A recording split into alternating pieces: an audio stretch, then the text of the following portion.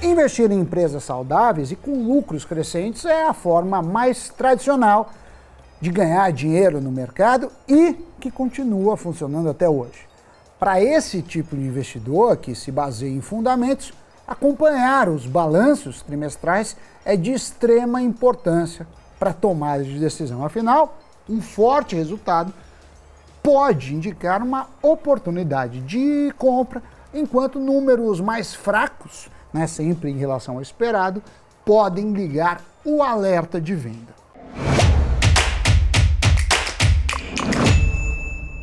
Salve pessoal, Sammy Boy! Faz pouco tempo terminou a temporada de divulgação de resultados do quarto trimestre, dando um retrato claro de como foi o 2022 das companhias listadas na B3. Só que com tanta empresa na Bolsa de Valores, fica praticamente impossível analisar tudo sozinho, né? Para ter uma noção, foram mais de 300 resultados divulgados entre fevereiro e março. E para facilitar a sua vida, investidor e investidora, nós do Cafeína separamos as empresas do Ibovespa que fecharam 2022 com os maiores crescimentos de lucro ou com os maiores aumentos de prejuízo. É claro que a decisão de investimentos não deve se basear apenas na linha final do resultado, até porque algumas empresas gigantes tiveram prejuízo por muito tempo antes de se tornarem rentáveis. No entanto, crescimentos abruptos de lucro ou prejuízo podem sim ser um ótimo ponto de partida para análises mais profundas sobre a tese. Das 81 companhias que compõem o principal índice da B3, nenhuma viu seu lucro crescer mais em 2022 do que a 3R Petroleum. Focada em revitalização de poços de petróleo, a 3R aumentou seu lucro líquido em quase 700% no ano passado, para 128 milhões de reais. Em constante crescimento, a empresa aumentou sua receita líquida em 136% para 1,7 bilhão de reais e está entre as preferidas por analistas do setor. A Trademap colheu recomendações do mercado e concluiu que 12 são de compra, sendo que a mediana do preço-alvo dos analistas indica um potencial de alta superior a 100% para a ação. A segunda empresa do Ibovespa que teve maior crescimento de lucro em 2022 foi a CCR, com alta de quase 500% para 4,1 bilhões de reais. O forte resultado da empresa no ano foi puxado principalmente por uma receita extraordinária gerada pela prorrogação de um mega contrato de concessão de rodovias com o governo do estado de São Paulo. Essa prorrogação de contrato, que vai até 2037, gerou 5,3 bilhões de reais em receita na Autoban somente no primeiro trimestre de 2022. No ano, a receita líquida da CCR ficou em 17,56 bilhões de reais, o que significa 57,2% a mais do que a do ano anterior. Em terceiro lugar, das companhias com maior crescimento de lucro no Ibovespa, ficou a Rumo de Transportes e Logística. Seu lucro líquido terminou 2022 em 514 milhões de reais, uma alta de 230% em relação ao ano anterior. A maior parte desse lucro foi gerada no quarto trimestre, quando a empresa teve um resultado positivo de 243 milhões de reais. E, segundo a empresa, a melhora operacional apresentada no período e a venda de participação na EPSA e PSA contribuíram com o balanço. Com desempenho atrelado ao transporte para o agronegócio, a empresa aumentou sua receita líquida operacional em 32% no último ano para 9,8 bilhões de reais. Tal desempenho tem agradado analistas e de 9 recomendações colhidas pelo Trademap, 8 são de compra. Do lado negativo, também tiveram resultados bastante surpreendentes. O que teve a pior linha final foi a Embraer, que terminou o ano com prejuízo líquido de 1 bilhão de reais, quase 4 vezes o registrado um ano antes, quando o saldo ficou negativo em 268 milhões. O prejuízo atribuído aos acionistas ficou em 953 milhões de reais, o que equivale a um prejuízo de R$ 1,30 por ação. A fabricante teve contra um prejuízo operacional de 555 milhões no último ano e ainda precisou gastar 1,26 bilhão para pagar dívidas. A Embraer, no entanto, sustenta que, com o resultado ajustado por efeitos não recorrentes, teria terminado 2022 com um saldo positivo de 171 milhões ante o prejuízo de 163 milhões no ano anterior. Mas temos que lembrar que a empresa brasileira teve custos por conta da desistência da Boeing para comprar parte da sua operação.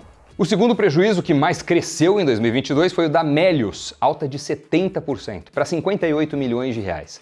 Do prejuízo total, cerca de 20 milhões são atribuídos às operações da sua subsidiária Bankly, de Banking as a Service. Essa divisão, inclusive, está muito próxima de ser vendida ao BV, segundo a própria Melius, que segue em busca de lucratividade. A venda pode até tornar a fintech mais leve, mas não tira todos os desafios da frente. Mesmo representando uma tese de crescimento na bolsa, sua receita cresceu menos de 50% em 2022, o que é pouco comparado às projeções quando fez seu IPO em 2020. Vale ainda frisar que no quarto trimestre a receita ficou parada com uma mísera alta, pelo setor, pela característica, de 3%. Esse baixo crescimento tem aumentado a impaciência do mercado com a Melius, que em 12 meses acumula mais de 60% de queda na bolsa. A empresa, vale lembrar, chegou a ser um dos grandes destaques de alta em 2021, mas acumula queda desde o seu IPO. Já a terceira empresa com maior expansão de prejuízo em 2022 foi a Via, uma alta de 15%. Em 2022, a dona das Casas Bahia e Ponto, antigo Ponto Frio, terminou o ano com prejuízo líquido de 342 milhões de reais contra o saldo negativo de 297 milhões do ano anterior. Com receita estagnada em relação a 2021, o principal vilão do balanço da Via foram as despesas financeiras. Com a Selic em alta, os gastos da Via com dívidas saltaram 89% para 2,88 bilhões de reais e geraram um resultado financeiro negativo superior a 2 bilhões e 200 milhões. Da dívida de 4,1 bilhões, 1,6 bilhão está para vencer neste ano. A boa notícia é que, apesar do prejuízo financeiro significativo, a Via terminou 2022 com caixa líquido de 2 bilhões de reais. A dívida da Via, segundo a agência de classificação de risco S&P, é gerenciável. Mas na bolsa, a ação da Via não tem tido vida fácil, com 90% de queda desde 2020. Bom, entre os melhores resultados estão empresas de setores perenes, como petróleo, concessões de rodovias, transporte e logística. Esses são segmentos mais estáveis e que, mesmo em períodos complicados, continuam com as suas atividades. Geralmente são setores considerados essenciais para a sociedade, o que faz com que tenham essa demanda relativamente constante. Já empresas que ficam refém de alta de juros ou que as despesas são em maior parte dolarizadas, acabam ficando mais penalizadas. No mais, esperamos que tenham gostado do nosso breve raio-x dos balanços de maior impacto quanto a lucros e prejuízos. E aí, quem de vocês investe ou investiu ou acompanha alguma dessas empresas? Deixe sua experiência aqui nos comentários, aproveite, esmague o like, se inscreva no canal, ative o sininho de notificações e partiu o giro de notícias. A Microsoft assinou um contrato de 10 anos com a Anywhere para trazer os jogos do Xbox e da Activision Blizzard para a plataforma espanhola de jogos em nuvem. O negócio acontece dias depois que o Reino Unido bloqueou a compra de 69 bilhões de dólares da produtora de Call of Duty pela gigante de tecnologia. A estatal Energy China International se comprometeu a investir 10 bilhões de dólares no Brasil. Os aportes devem ser feitos nos próximos anos e direcionados às áreas de geração de energia renovável e produção de hidrogênio verde. A China é um importante investidor no setor elétrico do Brasil, com grandes grupos atuando em toda a cadeia.